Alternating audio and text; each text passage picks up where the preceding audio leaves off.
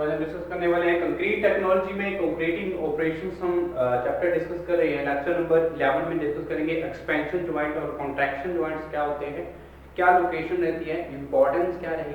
तो last lecture में हमने देखा था कंस्ट्रक्शन जॉइंट्स के बारे में। जो जॉइंटिंग हम डिस्कस कर रहे हैं, कंस्ट्रक्शन जॉइंट क्या होता है, कैसे ट्रीटमेंट की जाती है कंस्ट्रक्शन जॉइंट्स की बिफोर कंक्रीटिंग, ठीक है जी।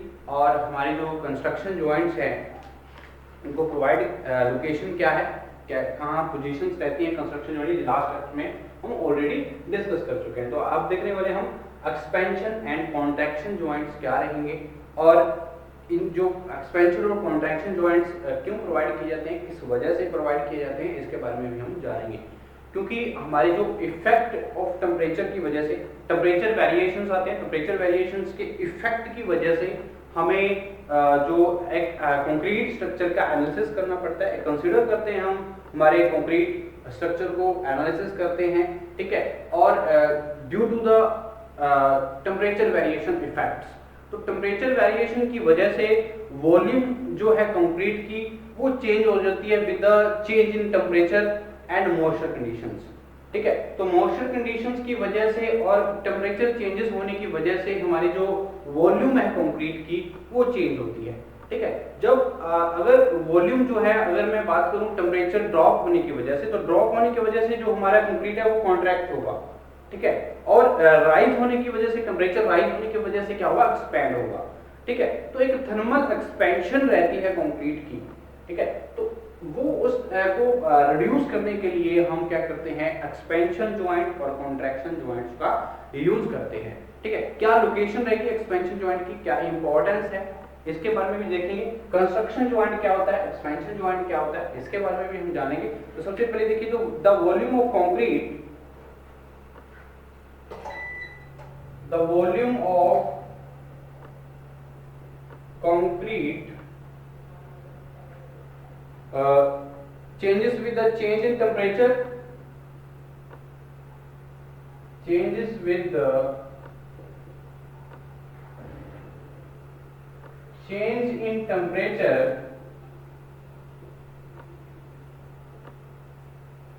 and moisture conditions and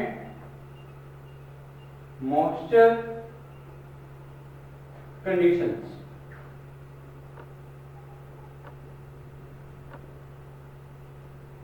तो हमारी जो वॉल्यूम है कंक्रीट की वो चेंज होती है with the change of temperature and moisture conditions से।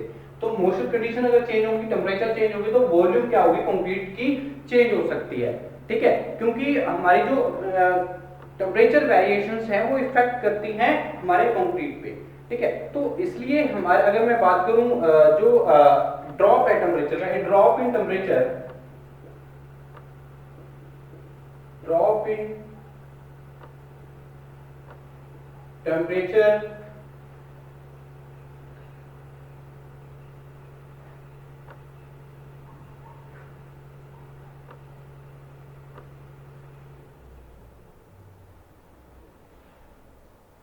drop in temperature cause contraction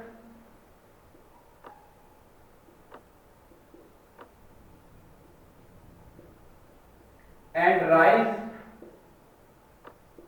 in temperature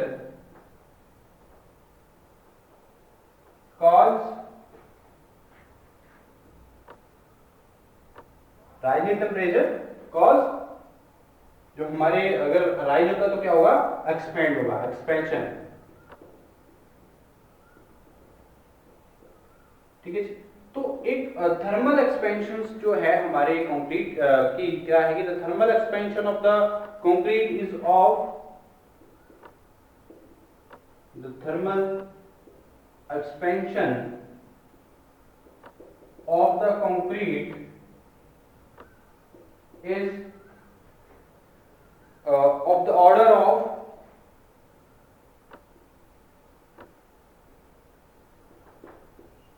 10 into 10 raised to power -6 पर डिग्री सेल्सियस जो हमारा थर्मल एक्सपेंशन रहेगी कंक्रीट के लिए, ठीक है। तो मॉइस्चर की ड्रॉप, कंक्रीट टेम्परेचर के ड्रॉप होने की वजह से जो हमारा कंक्रीट में कॉन्ट्रैक्शन आती है, और टेम्परेचर के राइज होने की वजह से क्या होगा, एक्सपेंशन आएगी। ठीक है। तो थर्मल एक्सपेंशन मेन हमारी कंक्रीटिंग के लिए रहेगा 10 × 10⁻⁻⁶ पर डिग्री सेल्सियस रहती है। ठीक है। तो ये इंपॉर्टेंट रहेगा। तो due to the frequent expansion और कॉन्ट्रैक्शन, तो एक्सपेंशन और कॉन्ट्रैक्शन की वजह से, टेम्परेचर वेरिएशंस की वजह से क्या होगा, हमारे कंक्रीट में स्ट्रेसेस डेवलप होंगी। तो स्ट्रेसेस डेवलप होने की वजह से कंक्रीट में क्रैक्स आएंगे, हमारे कंक्रीट स्ट्रक्चर में क्या आएंगे, क्रैक्स आएंगे। तो क्रैक्स को हमें रिड्यूस करने के लिए, इनको हमारे कंस्ट्रक्शन वर्क को, हमारे कंक्रीट वर्क को बचाने के लिए हम क्या करते हैं, एक्सपेंशन ज्वाइंट और कॉन्ट्रैक्शन ज्वाइंट प्रोवाइड करते हैं। ठीक है। तो due to the frequent expansion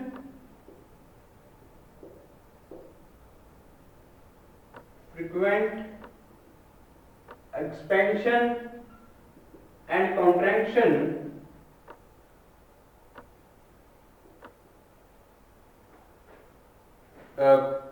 the stresses are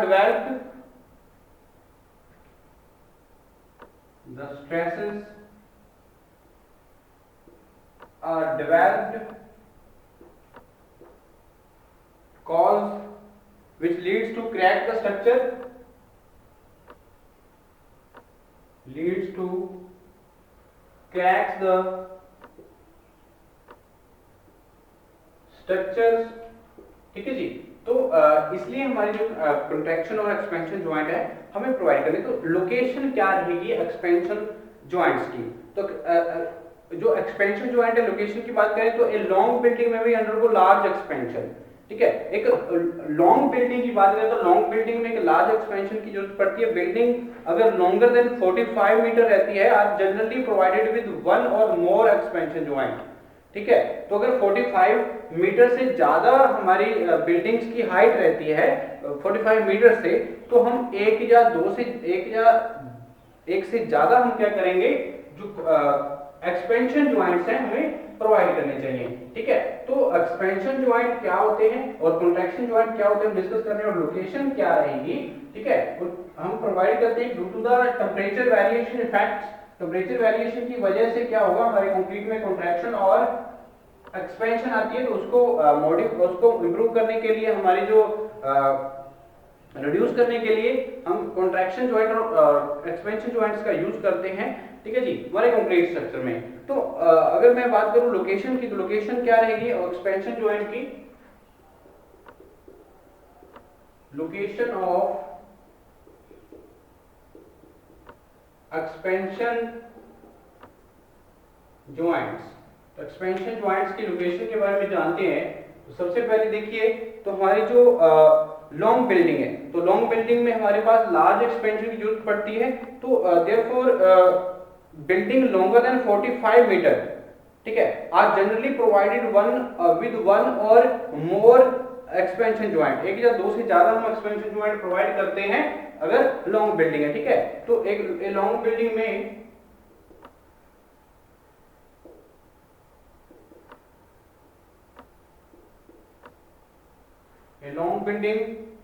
undergo large expansion,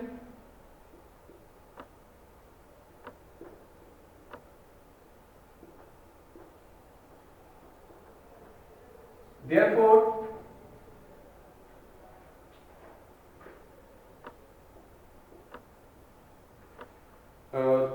buildings longer than 45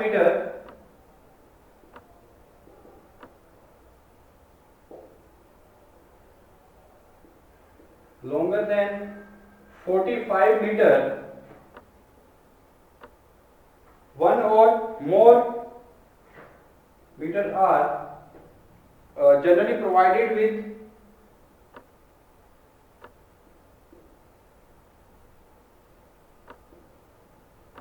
one or more expansion joints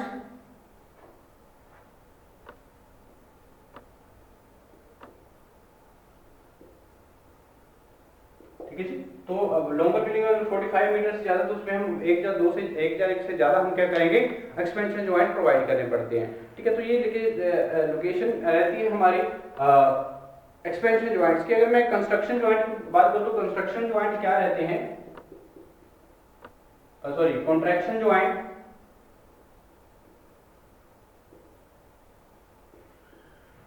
contraction joints, ठीक है। कॉन्ट्रैक्शन ज्वाइंट क्या है, the joint provided for the prevention of cracks, the joints provided for prevention of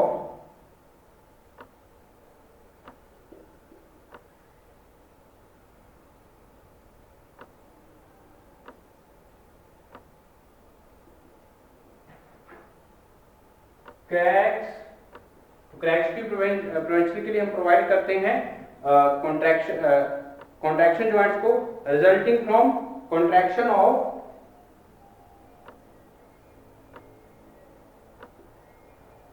resulting from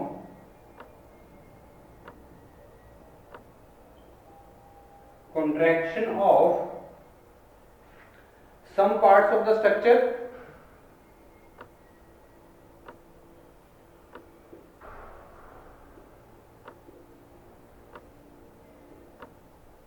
is known as contraction joint, is called contraction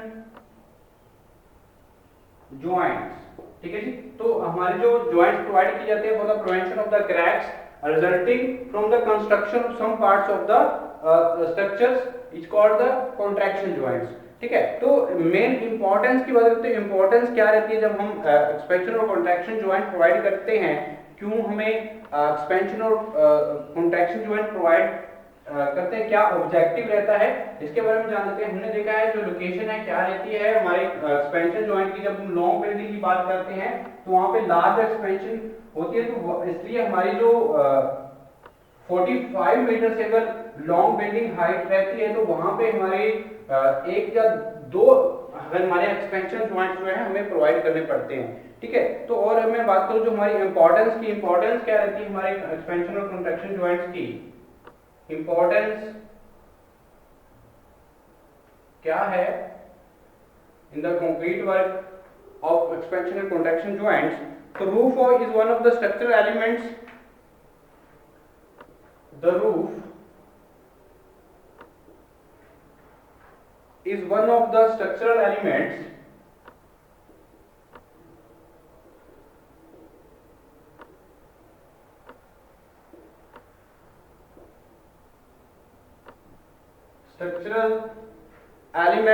subjected to expansion and contraction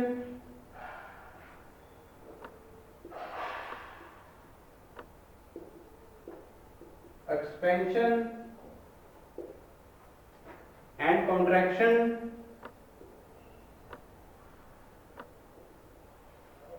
because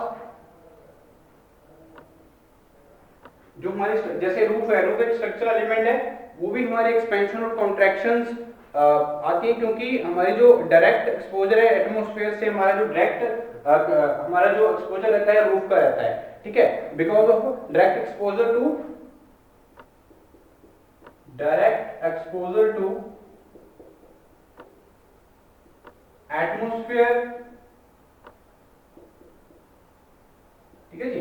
इसके कारण क्या है, structural element जो हमारा roof है, roof ही expansion और contractions को सब्जेक्टेड करता है हमारे due to the direct contact with the atmosphere, ठीक है। तो it is subjected to expansion और कॉन्ट्रैक्शन ड्यूरिंग डे, नाइट और फ्रॉम सीजन टू सीजन, ठीक है। क्योंकि जो टेम्परेचर वेरिएशंस है, अगर डे के टाइम पे देखें तो टेम्परेचर राइज कर रहा है, अगर नाइट के देखें तो टेम्परेचर क्या कर रहा है, डाउन हो रहा है, तो जो हमारे कॉन्ट्रैक्शन की प्रॉब्लम्स आएंगी और जो भी हमारे स्ट्रक्चर एलिमेंट्स रहेंगे एक्सपोज टू एटमॉस्फेयर रहेंगे, तो उन पे हमारी कॉन्ट्रैक्शन और एक्सपेंशन जो है वो प्रॉब्लम्स आएंगी, ठीक है। तभी हमारी जो pushing and pulling to the supporting load bearing walls, तो इस वजह से अगर कॉन्ट्रैक्शन होगी और एक्सपेंशन होने की वजह से पुश और पुल जो है फोर्सेस हमारी जो वॉल है, सपोर्टिंग वॉल्स हैं, लोड बीरिंग वॉल्स हैं, उन पे लोड लगेगा, पुल और पुश, ठीक है। तो इसकी वजह से क्या होगा, हमारे जो स्ट्रक्चर है उस पे क्रैक्स आ सकते हैं। तो इसलिए हमारी जो दिस में भी lead to cracking of the masonry walls thus the effect of the temperature stress can be reduced by providing expansion joint। तो इसलिए हमें एक्सपेंशन ज्वाइंट की जो प्रोवाइड करने पड़ते हैं due to the prevention of cracks in the masonry walls in the case of the roof. ठीक है, तो thus the effect of the temperature, thus the effect of the temperature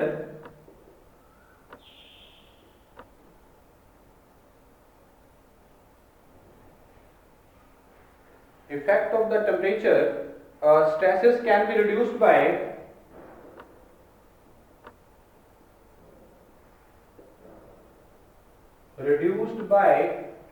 providing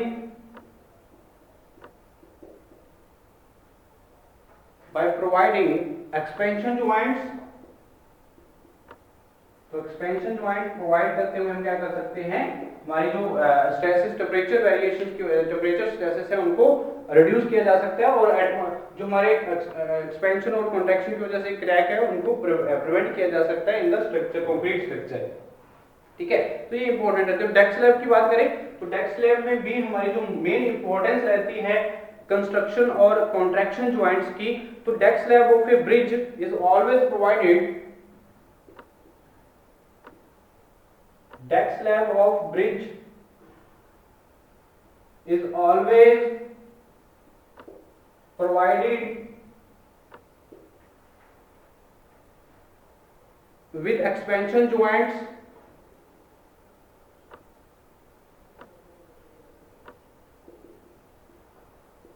and roller bearings for taking the rollers bearings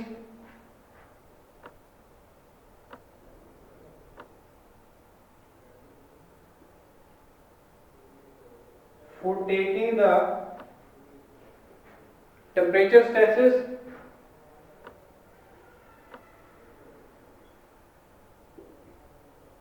तो deck slab के cases में भी main importance रहती है expansion और कॉन्ट्रैक्शन जॉइंट्स की। अगर हम डेक स्लैब की ब्रिज की बात करें तो वहां पे हम एक्सपेंशन जॉइंट्स और रोलर बेयरिंग्स प्रोवाइड करते हैं ताकि टेम्परेचर स्ट्रेसेस को रिड्यूस किया जा सके और उसको मेंटेन रखा जा सके। ठीक है, और जो property design reinforcement can take the property design reinforcement can take the expansion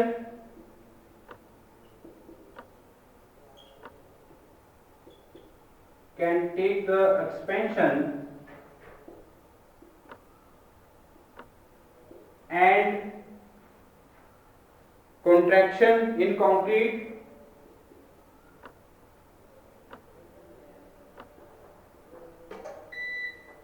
ठीक है जी।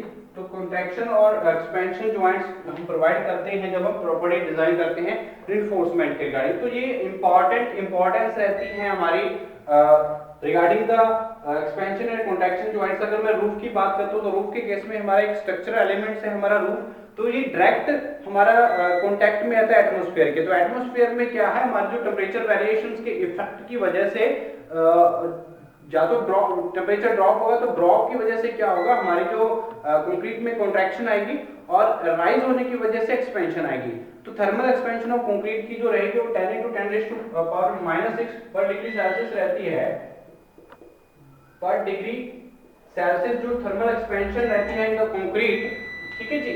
तो ये अगर इसे एक्सीड करती है तो हमारी जो एक्सपेंशन और कॉन्ट्रैक्शन प्रॉब्लम्स की वजह से क्या होगा, हमारे स्ट्रक्चर में हमारे कंक्रीट वर्क पे क्या आएंगे, क्रैक्स आएंगे। तो क्रैक डेवलप हो जाएंगे स्ट्रक्चर में। तो क्रैक डेवलप होने की वजह से इसको क्रैक्स को रिड्यूस करने के लिए या प्रिवेंट करने के लिए स्ट्रक्चर को फ्रॉम द क्रैक्स हमें क्या करना होगा, एक्सपेंशन और कॉन्ट्रैक्शन ज्वाइंट प्रोवाइड करते हैं। चाहे हम रूफ की बात करें, चाहे हम डेक स्लैब की बात करें, तो डेक स्लैब में ब्रिज की डेक स्लैब में ऑलवेज हम प्रोवाइड करते हैं एक्सपेंशन ज्वाइंट्स और रोलिंग जो हमारे रोलर बेयरिंग्स हैं, ताकि हमारी जो थर्मल स्ट्रेसेस हैं, टेम्परेचर स्ट्रेसेस हैं, उनको रिड्यूस किया जा सके और मेंटेन रखा जा सके। ठीक है, और हमारी जो बात करें प्रॉपर्टी डिजाइन हम करते हैं रिइंफोर्समेंट की, उसमें भी हम एक्सपेंशन और कॉन्ट्रैक्शन ज्वाइंट रहती है कंक्रीट में, वहां पे भी हम प्रोवाइड करते हैं। तो ये हमने डिस्कस किया है ज्वाइंटिंग के बारे में। ज्वाइंटिंग हमारी दो तरह की कंक्रीट वर्क में की जाती है, हमारी कंस्ट्रक्शन ज्वाइंट और दूसरा रहते हैं हमारे एक्सपेंशन ज्वाइंट। ठीक है, कंस्ट्रक्शन ज्वाइंट हमारे किए जाते हैं between the old construction work and between new one construction work. ठीक है, तो उसके बारे में हमने देखा ट्रीटमेंट कैसे की जाती है बिफोर कंक्रीटिंग, हमारी कंस्ट्रक्शन वर्क की क्या लोकेशन रहती है कंस्ट्रक्शन वर्क की, और हमने देखा है हमारे जो एक्सपेंशन ज्वाइंट हैं क्या होते हैं और कॉन्ट्रैक्शन ज्वाइंट क्या होते हैं, लोकेशन क्या रहती है और मेन इंपॉर्टेंस क्या है हमारे एक्सपेंशन ज्वाइंट्स की। ठीक है, तो नेक्स्ट लेक्चर में हम डिस्कस करेंगे हमारे नेक्स्ट टॉपिक्स को। इसी चैप्टर में कंक्रीटिंग ऑपरेशंस हमने वन बाय वन डिस्कस किए हैं। सबसे पहले हमने देखा storing of the ingredients. Storing of ingredients में सबसे पहले हमने डिस्कस किया था स्टोरिंग ऑफ सीमेंट और स्टोरिंग ऑफ एग्रीगेट्स। स्टोरिंग के बाद हमने क्या किया है मिक्सिंग, जो हमारी batching of the ingredients. Batching के बाद हमने mixing of the concrete ingredients. Mixing के बाद ट्रांसपोर्टेशन ऑफ कंक्रीट वर्क जो हमारे और ट्रांसपोर्टेशन के बाद प्लेसिंग। प्लेसिंग के बाद हमने कंक्रीट ऑपरेशंस डिस्कस किए हैं compaction of the concrete and compaction के बाद हमने देखा हमारे जो ज्वाइंटिंग है। ठीक है, कॉम्पैक्शन है, ये मेन हमारे जो कंक्रीटिंग ऑपरेशंस हैं हमने वन बाय वन डिस्कस किए हैं इस चैप्टर में। तो नेक्स्ट लेक्चर में हम नेक्स्ट हमारे जो डिस्कस करने वाले नेक्स्ट टॉपिक को डिफेक्ट्स के बारे में, इन कंक्रीट में किस तरह की डिफेक्ट्स आ सकती हैं, किस तरह के डिफेक्ट्स होते हैं, कितने टाइप में हम डिफेक्ट्स को डिवाइड करते हैं, क्या डिफेक्ट्स है क्या प्रिकॉशंस है, इसके बारे में हम डिस्कस करेंगे नेक्स्ट लेक्चर में।